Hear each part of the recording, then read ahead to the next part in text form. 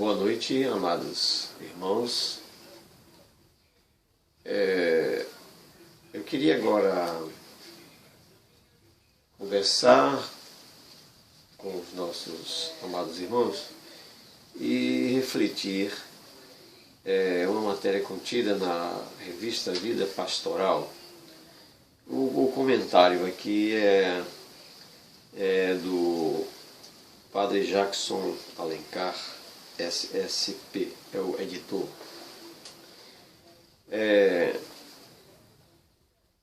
O Padre Jackson, ele apresenta-se aos seus leitores e falando do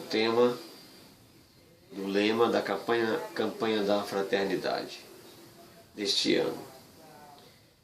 Quero ver brotar como fonte e correr a justiça, qual riacho que não seca.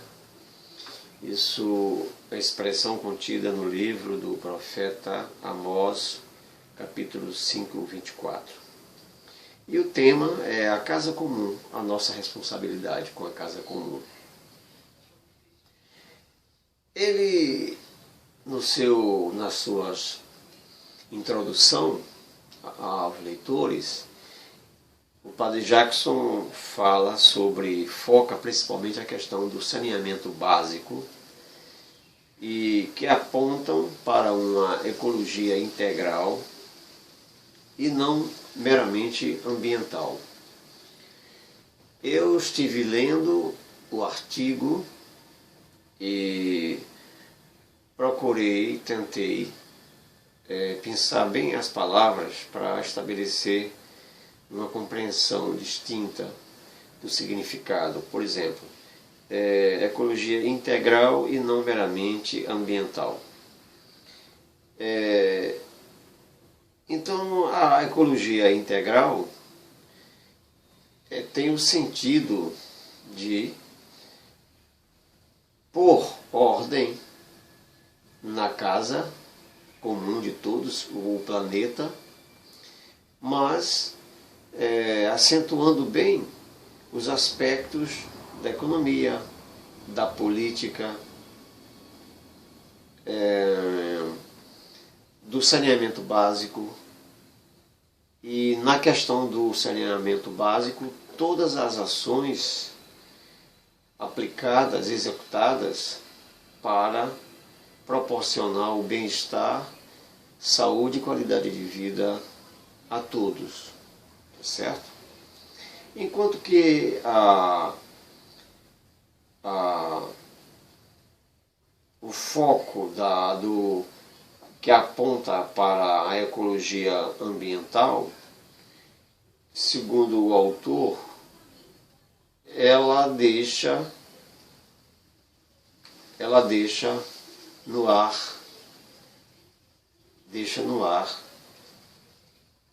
uma ideia de, vamos dizer assim, de maquiagem. Ou seja, a ecologia ambiental torna-se um discurso, tá certo? Um discurso em prol da sustentabilidade, mas que busca atender basicamente às necessidades da relação produção e consumo, sem, na verdade, procurar preocupar-se com os desassistidos, os mais pobres, aqueles que não têm acesso à água de boa qualidade, moradia digna e, sobretudo, as condições econômicas para o provimento da sua subsistência, como o direito que eles têm como filhos de Deus, associada à dignidade de seres humanos. Então ele faz uma alusão ao documento, o documento produzido pelo Papa Francisco, cujo título é uma encíclica Laudato Si. e que esse documento propõe uma abordagem ecológica integral, ou seja, todas as coisas e seres do mundo como realidade interrelacionada, formando um grande todo, um grande todo. Não se pode falar em ecologia ambiental adequadamente sem falar de ecologia humana, de economia, de justiça social, da ética e de ética. E ele diz aqui na sua apresentação da revista Vida Pastoral, número 2016, número 307, de janeiro e fevereiro de 2016, ano 57. Então aqui ele está se referindo à campanha da fraternidade do ano que entra, do ano de 2016. Então, não se pode falar de ecologia ambiental adequadamente sem falar em ecologia humana, de economia da justiça social, da ética e, como bem lembra o Papa, na sua encíclica, o grito da terra é também o grito dos pobres. Com efeito, quando não se cuida do todo e não se cuida do meio ambiente, quem mais sofre, as consequências são os mais vulneráveis, os pobres. E é o que demonstra também a campanha da fraternidade ao tratar da falta de saneamento e suas consequências, entre as quais as doenças. Então, o autor, o Padre Jackson, ele enfatiza a expressão do profeta Amós, escolhida para o tema, para o lema, que surgiu num contexto de muita religiosidade e pouca justiça social. Então, ele destaca o que o profeta adverte, que os cultos esplêndidos, liturgias, com esplêndidas liturgias, mas desligadas da justiça e até servindo para disfarçar, vejam a expressão como ela é forte, para disfarçar e desculpar ou ocultar injustiças, opressões e egoísmo são rejeitados e detestados por Deus. Observem bem a expressão, detestados por Deus. Então, a degradação da casa comum é decorrente, então, da ganância desmedida, da injustiça e da voracidade produtiva e consumista, as quais não só retiram da natureza mais do que é necessário para viver e do que ela pode dar, como também produzem lixo e poluição que a destrói. A degradação humana, a degradação ética e a degradação ecológica já estão intimamente ligadas. Quer dizer, o desconstruir, o agredir a natureza é muito bem identificada, muito bem qualificada como degradação. Degradação que vai produzir outras consequências. Degradação da ética, degradação ecológica e muito mais grave, a degradação humana. Aqui essa revista, certamente ela foi editada muito antes do que ocorreu recentemente na cidade de Mariana, em Minas Gerais. Então, aquele desastre ecológico, aquelas represas, aqueles paredões que represavam os resíduos, os dejetos, né, vamos chamar assim, da exploração de minério pelas duas grandes empresas exploradoras de minério, e aquele lixo era simplesmente represado contido através de barreiras construídas para reter aqueles dejetos, certo?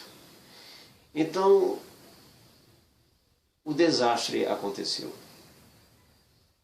É claro que as empresas mineradoras, elas são atividades que buscam a produção, extrair o minério da terra destinado à exportação, certo? E exportação esta que vai resultar em ganhos econômicos para o nosso país. Tudo bem, dentro de uma visão de produção, consumo, está tudo certo. Agora, o grande problema é a dúvida que paira agora se os construtores de tais empresas as construíram obedecendo critérios seguros para a contenção desses resíduos resultado da produção, da extração do minério. Isso naturalmente se formou ao longo dos anos. Então, um verdadeiro mar de lama, né, contendo esses resíduos que são separados. Pois bem, meus caros, e o que aconteceu? Aconteceu um rompimento na barreira ou nas barreiras, eu não tenho muito detalhes, e consequentemente o desastre aconteceu. As imagens já devem ter corrido o mundo e nós percebemos quanta degradação do meio ambiente e principalmente a degradação do ser humano. A lama que invadiu a cidade, que desceu montanha abaixo, certo? E encobrindo casas, ruas, enfim, toda a dinâmica da vida daquela cidade. E até agora a imprensa não conseguiu mostrar a realidade nua e crua do que aconteceu. Mas os fatos estão sendo desdobrados. Então, caríssimos amigos, quanta desgraça, quanta dor e quanta tristeza. E o mais preocupante é o tempo que a natureza deve levar para se recompor. Debalde os esforços dos técnicos, né, com a adição de produtos químicos ou até através de meios mecânicos, né, para conter a lama que se movimenta e ainda continua a se movimentar, segundo os jornais dão conta disso, e atingindo já o estuário do Rio Doce, né? E ameaçando seriamente as cidades banhadas pelo rio, as cidades do Espírito Santo. E as últimas imagens levadas ao ar hoje pela manhã já mostra que aquele mar de lama já atingiu o oceano, o mar, a praia, né? E, segundo os estudiosos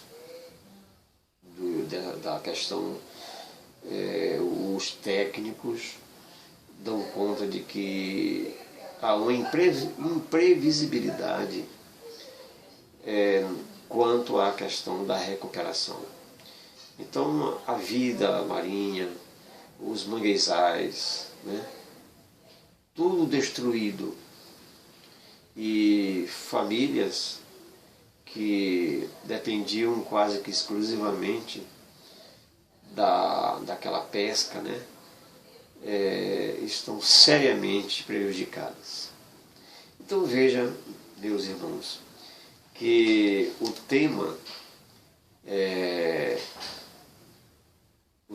lema já proferido pelo profeta Amós: quero ver o direito brotar como fonte e correr a justiça qual riacho que não seca. Então, que esta campanha da fraternidade seja para todos nós, cristãos, nós que acreditamos no plano da salvação, no plano de Deus para a dignidade do ser humano, possa tocar o coração dos homens de ciência, de governantes, a fim de que transformem a maneira de olhar, não apenas olhar, mas de tratar a natureza. A Mãe Natureza, um grande dom de Deus, a Mãe Natureza que tudo nos dá, seriamente ameaçada por esta corrida avassaladora em busca da produção de riquezas. Aí o que é que o autor, ele sabiamente discorre, ele diz: para apaziguar a consciência, investe-se fortemente num discurso ecológico da sustentabilidade ou do desenvolvimento sustentável. Quer dizer, superficial e paliativo, que não muda em nada essa engrenagem econômica perversa. Por um lado, são realizadas ações pontuais e inócuas a favor da natureza. Por outro, ela é destruída, havendo até mesmo o uso do discurso da sustentabilidade como forma de marketing, para vender todo tipo de produtos supostamente ecológicos ou para melhorar a imagem das empresas predatórias. Então, queridos amigos, a permissibilidade dos governantes em nome da produção e do consumo, do acúmulo de riquezas, é algo que atenta contra os direitos humanos. Que as empresas, cada uma no seu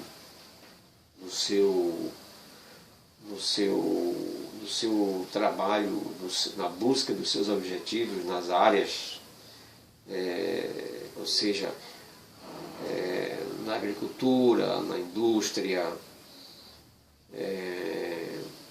na extração de riquezas da terra, que essas empresas, nós não estamos aqui demonizando essas empresas, em absoluto, porque se elas buscam transformar os bens da natureza para resultar para gerar riquezas que possam servir para o crescimento das populações, ótimo.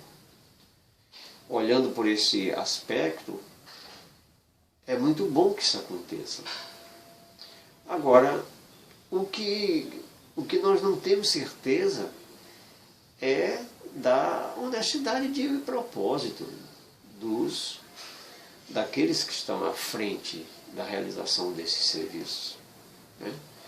Aí os administradores, os gestores, né, param uma grande dúvida se realmente todo o investimento, todos os recursos obtidos, né, através do crédito, né, para implementar essas indústrias, se de fato a aplicabilidade desses recursos estão sendo empregados efetivamente para o bem-estar de todos, para o bem da natureza, para o desenvolvimento sustentável integral. Essa é a grande dúvida. Então,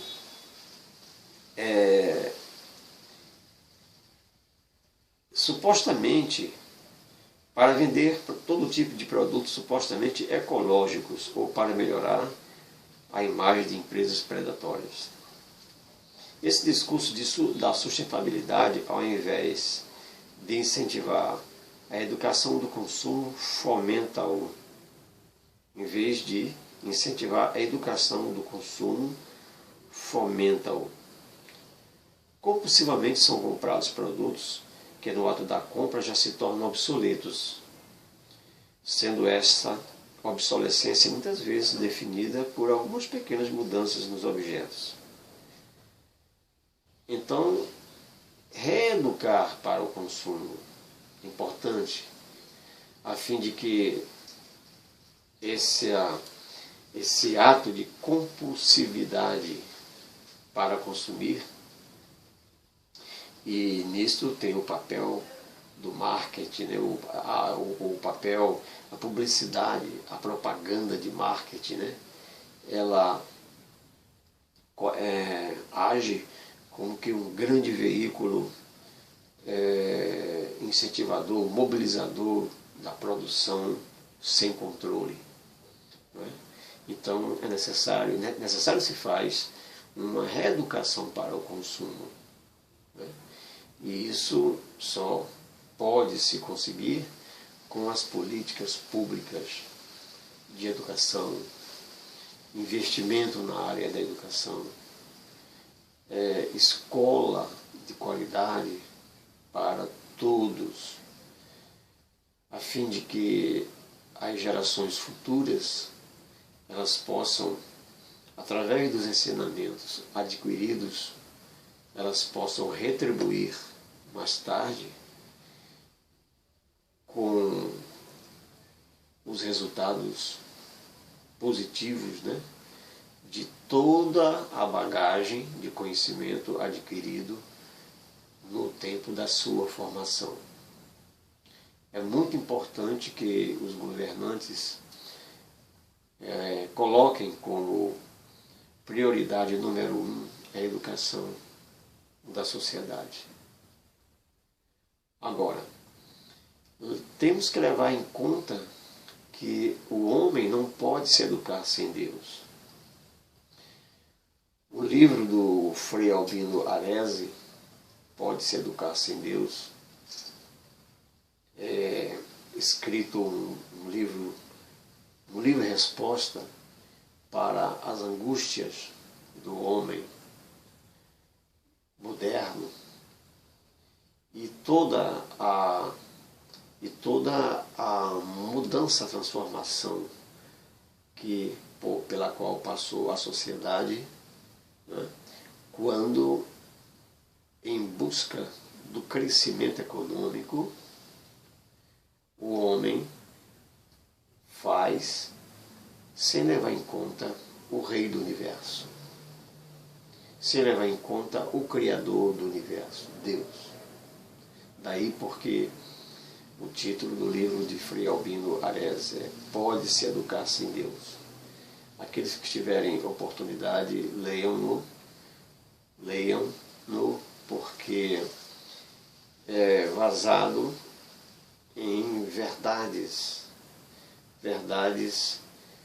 que servem para nos orientar, verdades de Deus, o Supremo Criador da natureza. Então, quando o homem, ele se arvora da ciência e a si mesmo como o detentor do saber, em detrimento do saber maior, que é aquele que vem de Deus, as consequências não são nada boas. Isso é comprovado, foi comprovado em todos os tempos. Então veja que no tempo, na era antes de Cristo, né, o profeta Amós já advertia ao rei Jeroboão, né, e toda a sua corte palaciana para o excesso de gastos e a carga insuportável que era jogada nas costas do povo trabalhador, do povo mais simples, do povo mais humilde, para a manutenção do luxo e da riqueza das grandes elites religiosas